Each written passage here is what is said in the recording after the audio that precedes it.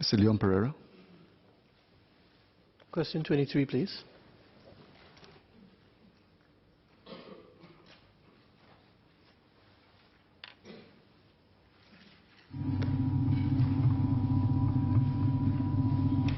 Mr. Speaker, sir, given the members' considerable interest in government spending on international students, I will give a more comprehensive reply today, and I will make 3 points. The first point is that the core objective of our education system is to serve the needs of Singaporeans, and no Singaporean is ever displaced from an Institute of Higher Learning or IHL because of an international student. This is because we plan the number of IHL places with Singaporean students in mind. And then each IHL sets standards for admission. And this ensures that students can cope with the rigor of the curriculum. The IHL continues to be held in high regard both locally and internationally, and students are valued by employers upon graduation and they can secure jobs. So when all Singaporean students who meet the standards have been admitted, the IHL then raise the bar by a few notches and then admit a minority, a small minority of international students over and above the local students. And because of this method, no Singaporean student is ever displaced from an IHL because of an international student. The second point I want to make is that the education budget, about $13 billion every year, is overwhelmingly spent on local students to make education affordable. Beyond the heavy government subsidies available to all Singaporean students, there is also financial aid in the form of assistance and bursaries to ensure that fees remain affordable for lower to middle income families. So to answer the member's question, such financial aid is for Singaporean citizens only. The member also asked for the trend of annual government spending on international students in terms of scholarships and tuition grant, and this has fallen by about 50% over the last 10 years. MOE recently stated in a reply to a written question by the member that the total government spending on scholarships for international students in our schools and universities come out to about 1% of our annual education budget, or $130 million a year. Unfortunately, immediately after we issued the written reply, I see online reports with a fabricated and inflated number of over $300 million. The real cost actually, I think, is well below $130 million a year, because $130 million is the worth of the scholarships to the students, not the cost to the education system as a whole. Let me use an analogy. Let's say a restaurant gives a $100 voucher to a customer. So the voucher is worth $100 to the customer, but the incremental cost to the restaurant to fulfill the voucher can be much less. Why? Because the cost of rental, utilities, service staff, management, etc. are more or less fixed already. So whether the customer turns up with a voucher or not. And it's the same logic applying to our universities. So likewise, you imagine if tomorrow we send back all our international students on scholarships, how much of our education budget do we save? I think it will be much less than $130 million, because that is the worth of the scholarship to international students, not the expenditure incurred by the system. Overhead costs such as the buildings, the laboratories, the equipment, the management, manpower, faculty will still need to be incurred anyway. Instead, if we send back all our international students, what we will lose are the opportunities for Singapore students to build bonds and bridges with students from other countries and expand their network of friends. This is an increasingly important aspect of education because we are all working in a globalized, multicultural world. We will also lose a catchment of people who can contribute to Singapore potentially. Today, international students in IHLs who are awarded scholarships are required to work in Singapore for at least 3 years after they graduate.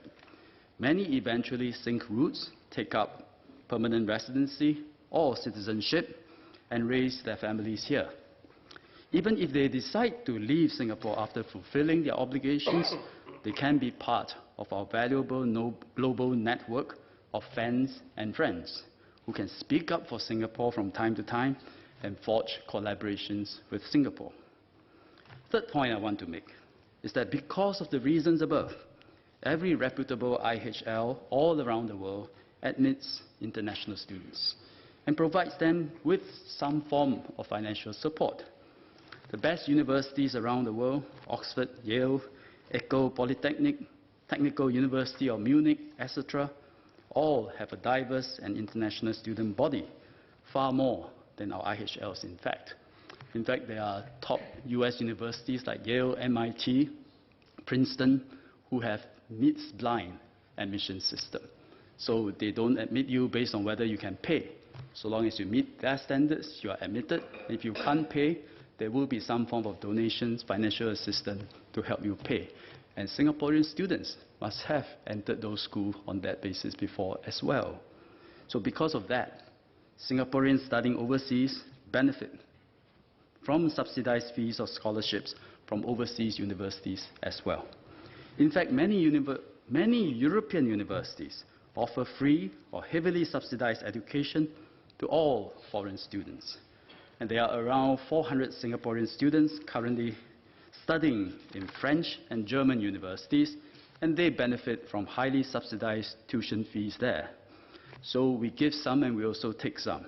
And our IHLs cannot depart from this international practice norm and has to be part of this global education network. Mr. Pereira.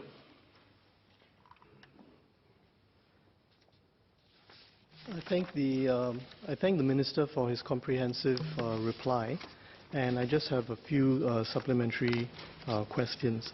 Firstly, the Minister clarified that the figure given for scholarships is, so to speak, if I can use the phrase, a nominal figure, and it doesn't reflect the actual costs of the response. So I appreciate that response for the 130 million for scholarships.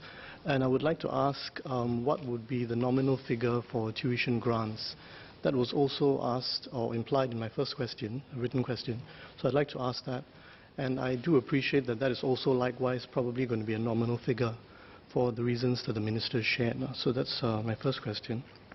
My second question is relating to comparisons with other countries. So I think in the original PQ reply last month, and also as the Minister clarified, there's some element of reciprocity. So Singaporean students also benefit from aid.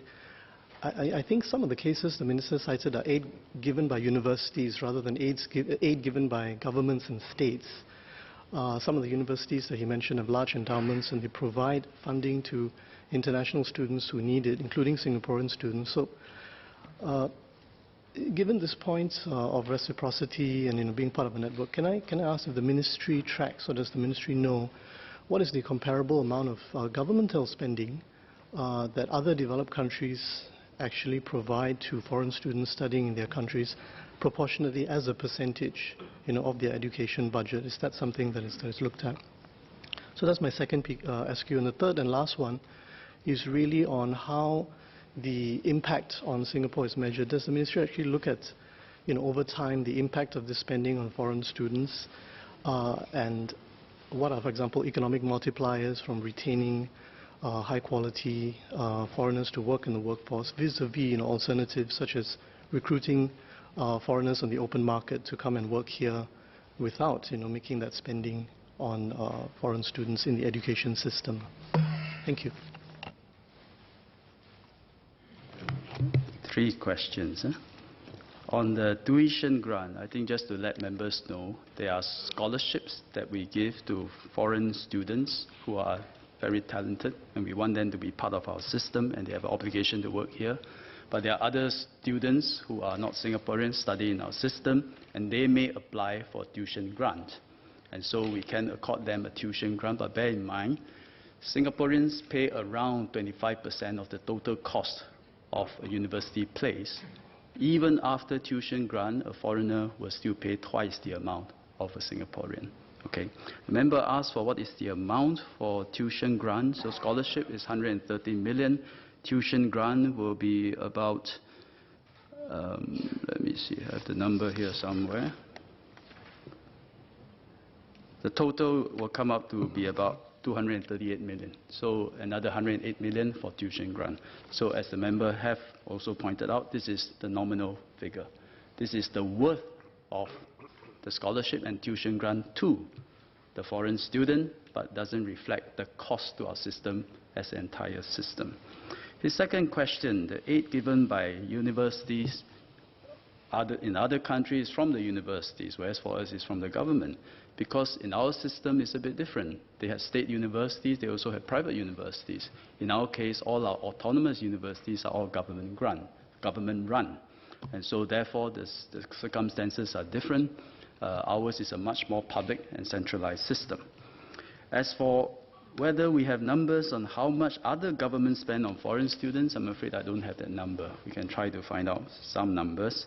But there is no doubt that all systems around the world use their universities to attract talent all over the world. And Singapore students are also targeted. There's a fight for talent the whole world. I think we can run away from that. Has there been any study on impact of spending on foreign students? I would very much welcome the academia, all our economists. Please do a learned study. But we know this has been beneficial to Singapore. Do it in the right proportion. Don't overdo it, don't underdo it, at the right proportion. Because first, our Singapore students benefit from interacting and making friends from foreign students, building bridges, building bonds and friendships with them. And we do know, many of us, many of the colleagues we work with, actually might have come to Singapore to study at a fairly young age, maybe on scholarship. Over time, sink roots here, have children here, children serve NS. Today they contribute to Singapore. And we see so many of these cases. I recently came across an entrepreneur, successful one, from PRC. He is foreigner, but he's thinking of starting up a startup. And then he got to meet a partner, a good friend, and the partner have another friend. Both of them were studying in Singapore in secondary school. So it turns out he ended up marrying one of the girlfriend who studied in Singapore in secondary school. And after that, the partner and the wife said that we studied in Singapore, it's a wonderful place. How about you start your business in Singapore? And so therefore, that's what he did. Today, there's a unicorn, hiring 1,000 people. All three of them are now Singaporeans. And they're going to have children, they're going to serve NS, they're going to be Singaporeans and sink roots here. So the benefits, I think, I'll welcome any study to measure it, but the benefits are clear. But do it in the right proportion.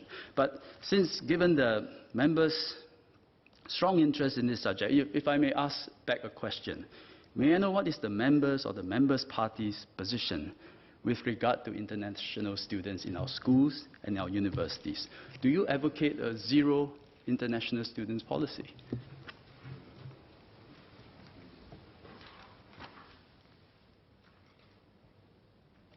I thank the Honourable Minister for his question.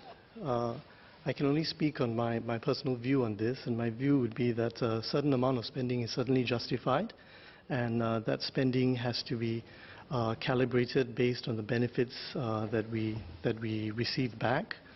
And that was the point of my question, to understand what that spending is. I think, if I recall correctly, there was one instance when the Speaker talked about a quote from Vice President Joe Biden, who said that really our spending is a reflection of our priorities. So what we say, about our policy goals and objectives is one thing, but our spending really concretely reflects that. So my question was really understanding what is that spending and whether it's calibrated and whether it is the right balance point. I think basically every society has to find the right balance point on a question like how much are you providing in spending for foreign students versus local students. And I think now that the Minister has provided this figure, which is nominally about 230 million, I think that comes to about maybe about 1.8% of Education Ministry's budget, maybe about 0.3% of the total national budget. I would say that Is that too high or too low? To me, it seems on the high side, but I do keep an open mind because I think if the government can provide reasons that this practice generates, for example, economic multipliers, that we attract foreigners to stay here who wouldn't otherwise come, if there is data on what other governments are doing, if the spending is comparable on the part of other governments so that there is reciprocity, we're doing our part as good global citizens, I would certainly keep an open mind to say that that figure is, and that balance point is the right one. Minister. Thank you. So if I hear correctly, the member have no fundamental disagreement with our approach, but coming down to the number, I think he feels on the high side. So if he's Minister for Education one day, he will send back more international students, but I think fundamentally there has been no disagreement with the approach of Ministry of Education. Mr. Perming. Associate Professor Walter Teixeira. Thank you, Mr. Speaker.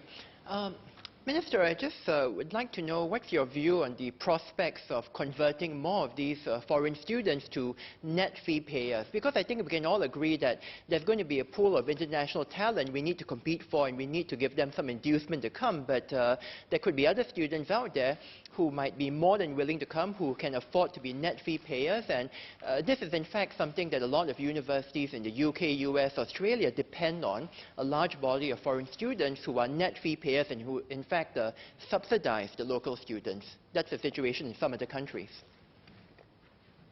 Thank you for that suggestion. Today, some of the students are already net fee payer. So although they come, they attend, they receive no tuition grant nor scholarship. In fact, the process is that you apply to enter the university. You must meet the standard, which is a higher one than locals, and after you are accepted, you can then apply for a tuition grant. And some students choose not to apply for a tuition grant, and they do become net fee player, and I think this is something we ought to discuss with the universities.